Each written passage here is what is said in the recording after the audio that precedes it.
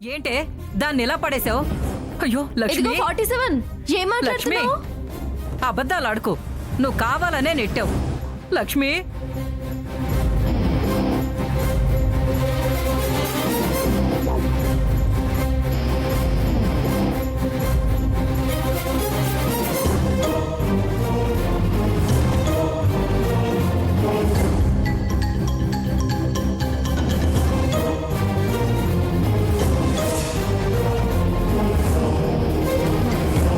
అవతల స్వామి దేవుడు కార్యం అంటుంటే ఇలా నెట్టడానికి నీకు చేతులు ఎలా వచ్చాయే? దేవుడి మీద ప్రమాణం చేసి చెప్తున్నాను, అదే జారి పడింది, అంతేగాని నేనే నెట్టలేదు. నీ బుద్ధి ఎవరికి తెలీదే? పెద్దవారు, ఓసే లక్ష్మి, మీరు తప్పుగా మాట్లాడుతున్నారు. తులసి దైవం మీద ప్రమాణం చేసి మాట్లాడింది. తను చెప్పేది నిజం. నేను దివ్య దృష్టితో చూశాను. విన్నావుగా? లక్ష్మి, ఆగమ్మా. లక్ష్మి, స్వామి, నువ్వు స్పృహ తప్పి పడిపోతే ఒక్క మీ నాన్నమ్మ తప్ప అయ్యో అన్న వాళ్ళు, నీకోసం ఆరాటపడి వచ్చిన వాళ్ళు ఎవ్వరూ లేరు. అంటే ఆవిడ మీద మా అమ్మకు తప్ప ఎవరికి గుడ్ ఒపీనియన్ లేదు.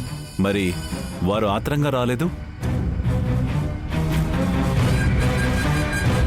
మనసులో ఎంత ఇష్టం ఉన్నా అందరూ ఉన్నారు కదా, అందులో మీరు అత్తారింటికి పంపమన్నారు. ఇప్పుడు దీనికోసం ఆరాట పడితే మీరేమంటారో అని ఆగినట్టుంది. నువ్వు అనవసరమైన మాటలు ఎందుకు మాట్లాడతావు? నేనేమైనా తప్పు మాట్లాడానా స్వామి? లేదమ్మా, యథార్థమే మాట్లాడావు. లక్ష్మి, అది ఈ ఇంట్లో నీ పరిస్థితి.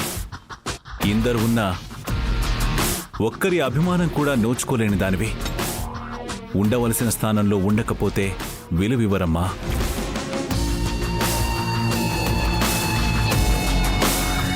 మీరేమైనా చెప్పండి, వింటాను గాని ఆ ఇంటికి మాత్రం వెళ్ళను, చచ్చినా వెళ్ళను.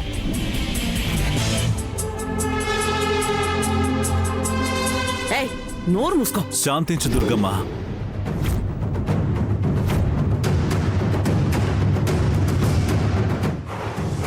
ఇదే మీ ఇంట్లో ఈ పరిస్థితులే నీకు మనశ్శాంతి లేకుండా చేస్తున్నాయి. ఆవేశకావేశాలకి లోను చేస్తున్నాయి. తను మూర్ఖంగా మొండిగా మాట్లాడుతుంది. బుద్ధి మార్చుకుంటేనే తన జీవితం బాగుపడుతుంది. లేకపోతే అయ్యో వద్దు స్వామి, మీరు వాక్కు పలకండి. ఏదో చిన్నతనం, నేను సమయం చూసి లాంఛనాలిచ్చి సాగనంపుతానన్నానుగా. మీరేమైనా చెప్పండి, వింటాను. కానీ ఆ ఇంటికి వెళ్ళమంటే మాత్రం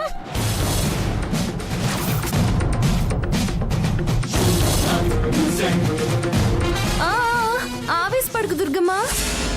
ఇప్పుడేగా కారణాలన్నీ స్వామీజీ చెప్పారు. దీని రాత కాలమే మార్చి రాస్తుందిలే.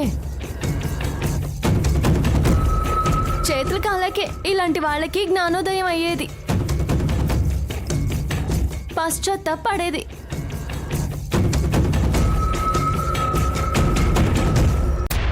దాని కర్మ దాన్ని అనుభవించని వదిలే దుర్గమ్మ. చాలా చక్కగా సెలవిచ్చావు తులసి. ఇంత మంచి మనసుంది, అందం ఉంది, సరిజోడైన భర్త ఉన్నాడు.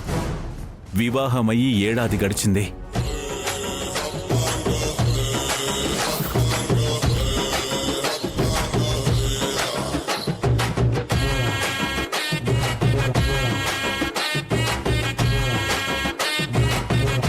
దుర్గమ్మ, స్వామి, ఒకసారి నాతో పాటు రా.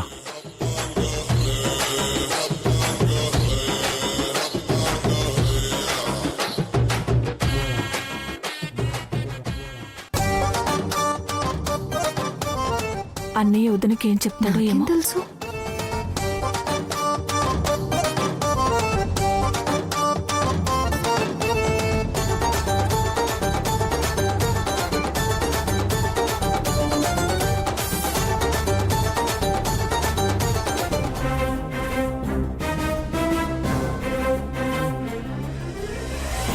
స్వామి ఏంటిలా తీసుకొచ్చారు? నీకో రహస్యం చెప్పాలని పిలిచాను.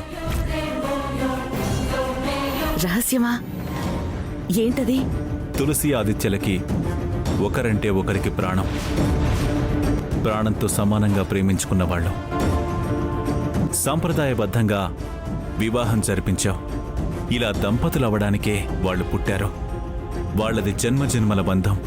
ఇంకో 10 జన్మల వరకు భార్యాభర్తలుగానే జన్మిస్తారు. చూడముచ్చటైన జంట. చిలక గోరింకల్లా కలకాలం వర్ధిల్లే దాంపత్యం. కానీ ఒక్క విషయం వాళ్ళ మధ్య అభ్యంతరంగా ఉందమ్మా. రహస్యం తల్లి. పొరపాటున కూడా మాట జారి పైకనకమ్మా. అవునా స్వామి?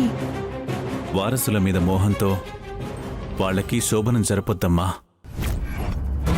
ఈ జన్మకి వాళ్ళు భార్యాభర్తలే కాని సంసార సుఖానికి దూరం ఉంచాలి.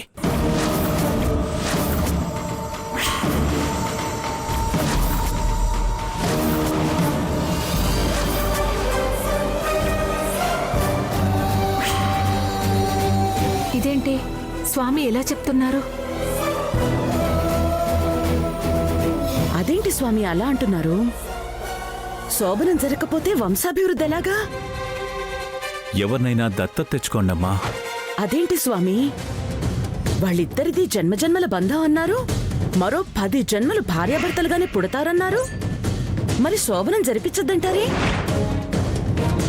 ఈ జన్మ రహస్యం పూర్వజన్మ దోషం.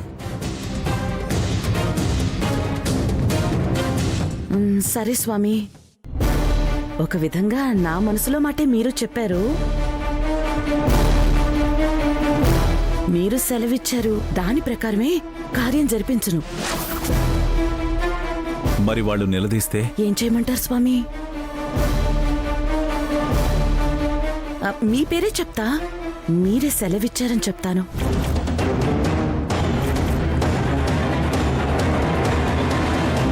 పొరపాటున కూడా చెప్పొద్దు అన్నా కదా. అయినా అసలెందుకు స్వామి శోభనం జరిపించొద్దంటున్నారు? సృష్టి రహస్యం. నాకు శోభనం జరిగితే నేను వారంలో చనిపోతాను అని చెప్తే?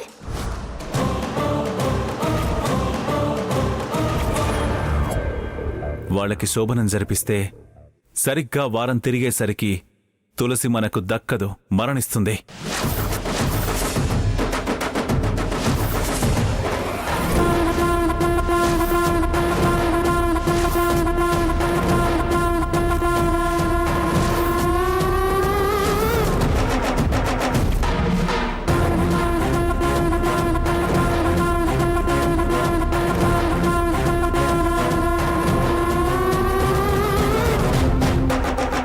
ప్రియా, స్వామి ఏం చెప్పినా ఎలా చెప్పినా మాకు శోభనం జరగడం కోసమే. వద్దన్నది చేయడం దుర్గమ్మ పంతం. ముళ్ళుని ముళ్ళుతోనే తీయాలి అనేది మా ప్రయత్నం. ఏది ఎలా జరగాలో అంతా నేను చూసుకుంటాను. నువ్వేం కంగారు పడుకో. ఇక్కడ ఏం జరిగిందో నీకేం తెలియనట్టుండు. అసలు నువ్వేమీ వినలేదు అంతే. మొత్తం తర్వాత నీకు వివరిస్తాను.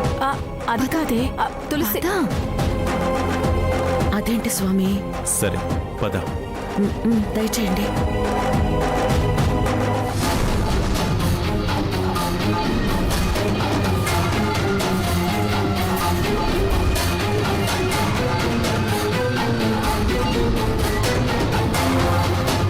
స్వామీజీ ఏమన్నారు వదినా?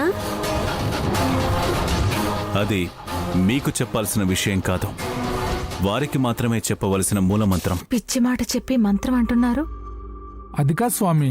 చూడండి, నేను బయలుదేరే సమయం ఆసన్నమైనది. మీకిక్కడ ఉంటే సమయం మించిపోతుంది. పదండి, నాతో పాటు గుడికి రండి. మీతో శివార్చన చేయించి పంపిస్తాను. అంతా విజయమే జరుగుతుంది. ఉండండి స్వామి, లగేజీ తీసుకొస్తాం. మ్మ్.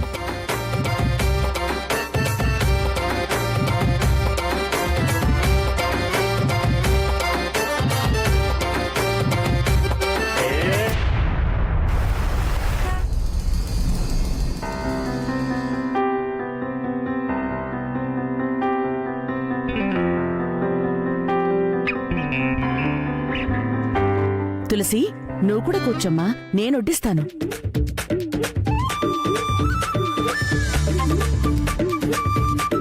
పర్వాలేదు అత్తయ్య, నువ్వు కూర్చో, నేను వడ్డిస్తాను. ఏంటే నీ పని నువ్వు కూర్చో, నేను వడ్డిస్తాను. నువ్వు చిన్నపిల్లవి.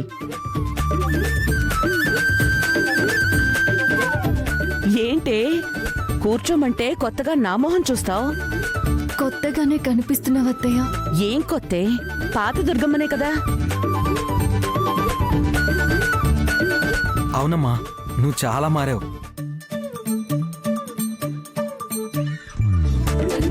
అంత మార్పు ఏం కనిపిస్తోందిరా? స్పష్టంగా నువ్వు పిలిచే పిలుపులోనే కనిపిస్తుంది దుర్గా. ఆ స్వామీజీ వచ్చి వెళ్ళిన తర్వాత చిక్కులన్నీ విడిపోయాయి. ఇదివరకైతే తలంతా భారంగా ఉండేది, మనసంతా అశాంతితో ఉండేది. కానీ ఆ స్వామీజీ వచ్చి వెళ్ళాక ఏదో మంత్రం వేసినట్టు అలా చికాకులన్నీ, మానసిక ఆందోళనలన్నీ చేత్తో తీసినట్టు వెళ్ళిపోయాయండి. మనసిప్పుడెంతో ప్రశాంతంగా దూది పింజలా ఉందండి.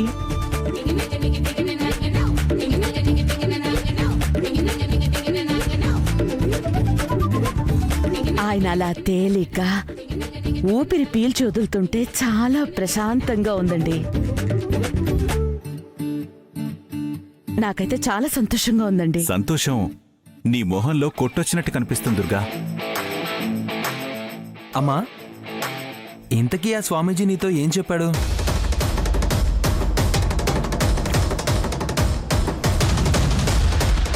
వాళ్ళకి శోభనం జరిపిస్తే సరిగ్గా వారం తిరిగేసరికి తులసి మనకు దక్కదు, మరణిస్తుంది.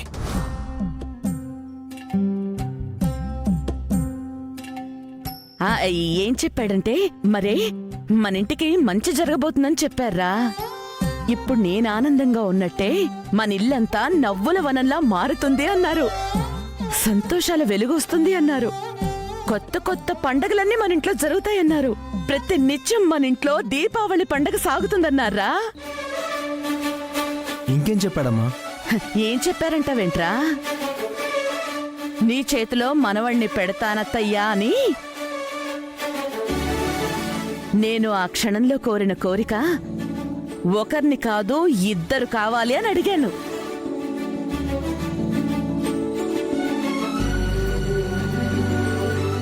అదే జరగబోతోందిరా.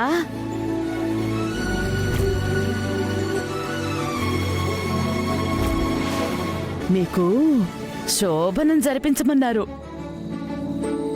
జరిపిస్తాను అని చెప్పి స్వామీజీకి మాటిచ్చాను.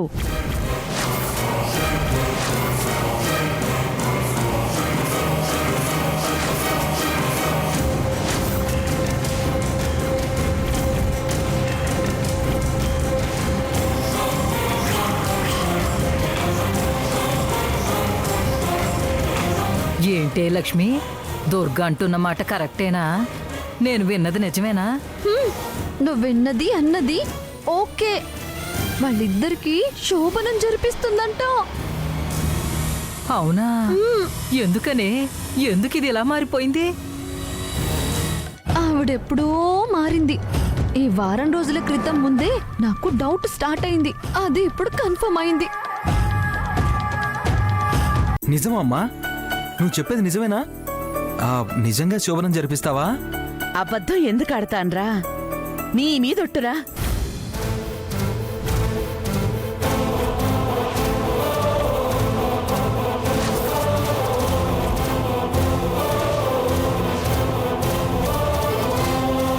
ఎంత దుర్మార్గం! మనసులో తులసి చేస్తుందని ముందే నీకు తెలుసుంటే అప్పుడే జరిపించేదానివేమో. తులసి చేస్తుందని నేను చెప్పిన తర్వాత వాళ్ళకి శోభనం చేయిస్తానంటున్నావా? ఎంత దారుణంగా ఆలోచిస్తున్నావు దుర్గా నువ్వు.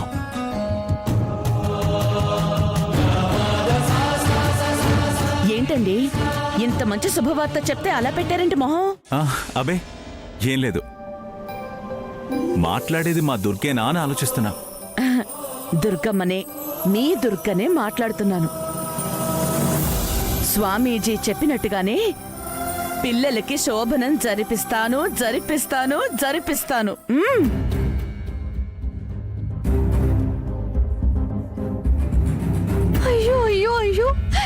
చూసావా నానమ్మ దుర్గం ఎంత మోసం చేసిందో. నేను ఆస్తి వస్తుందనుకున్నాను, ఇప్పుడు మన ఆశల మీద నీళ్లు చల్లింది, మన నెత్తి మీద బండేసింది. మన బతుకులు ఇంకా బొగ్గిపాలైనట్టే. మనం ఇంకా మంగళగిరి పోవాల్సిందే నానమ్మ. అయిపోయింది. ఎక్కడెక్కడికో ఊహించాను. ఈ ఆస్తులు మనవి, ఈ అంతస్తులు మనవి, ఈ అంతస్తుల మీద పెత్తనం మనది. బొట్లో తాళం చెక్కుకొని అటు ఇటు తిరుగుదాం అనుకున్నాను. ఇప్పుడే ఉంది, గిరగిరా తిప్పి నేలకేసి కొట్టినట్టయింది. రేపది ఇంట్లో మహారాణి అవుతుంది. నేను నేను నేను నేను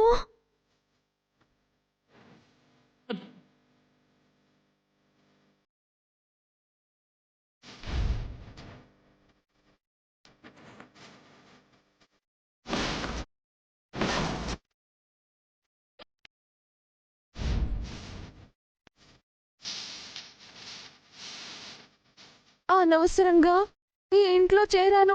అన్ని పనులు చేయిస్తుంది. ఏం చెయ్యాలి? ఆ ముసలిదొకటి ఏ ఐడియా ఇవ్వలేదు. ఈ దుర్గం మొత్తం అంతే, నన్ను ఇబ్బంది పెట్టి నా జీవితం నాశనం చేసింది.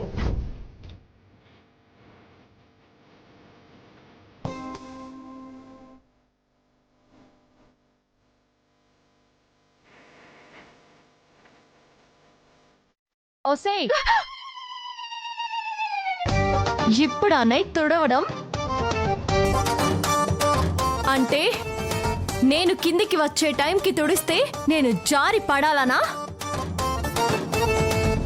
నువ్వెప్పుడు లేవాలి, ఎప్పుడు తుడవాలి? నువ్వెప్పుడు లేచావు, ఎప్పుడు తుడుస్తున్నావు? నేను పూజకు వచ్చే టైంకి ఇళ్ళు తడి ఆరిపోయి ఉండాలని నీకు తెలీదా? అలాగేనమ్మా, అయిపోయింది. మేడం, అయిపోయింది అయిపోయింది మేడం. ఇప్పుడు తుడిచి ఎప్పుడు ముగ్గేస్తావు? నేను ఎప్పుడు పీఠం వేసుకోవాలి? చెప్పవేంటే చెప్పవేంటే చెప్పు. అయిపోతుంది మేడం, అయిపోతుంది మేడం.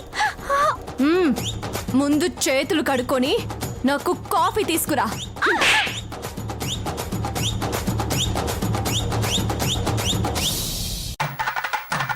వెళ్ళు.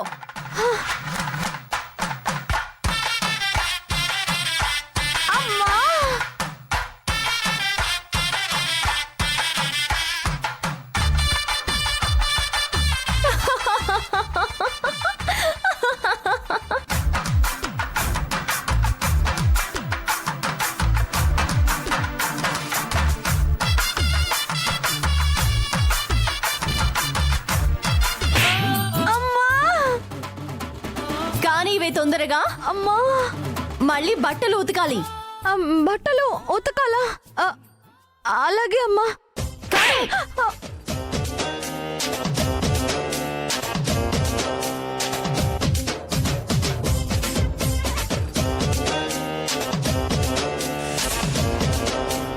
ఇవన్నీ నేను ఉతకాలా?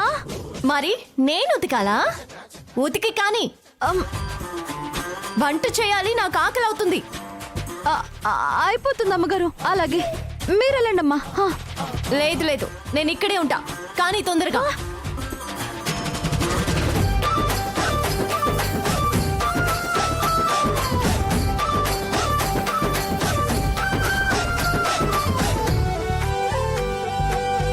అనవసరంగా ఇంటికొచ్చి పడ్డాను. పని మనిషిలా బతకాల్సి వస్తుంది. యజమానిలా బతకాలనుకున్నాను. నా రాతిలా తగలబడ్డది. ఇవి కూడా కట్ చేయి.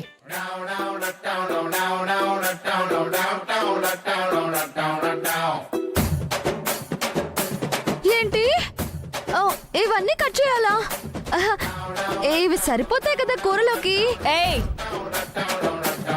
నేనెవర్నే? అమ్మగారు. అమ్మగారా? అమ్మగారంటే అదే మేడం గారు. నేను చెప్పింది చెయ్యి. ఇవన్నీ కట్ చెయ్యి. అలాగే అమ్మా. అలాగే మేడం. కచ్చాయి అమ్మా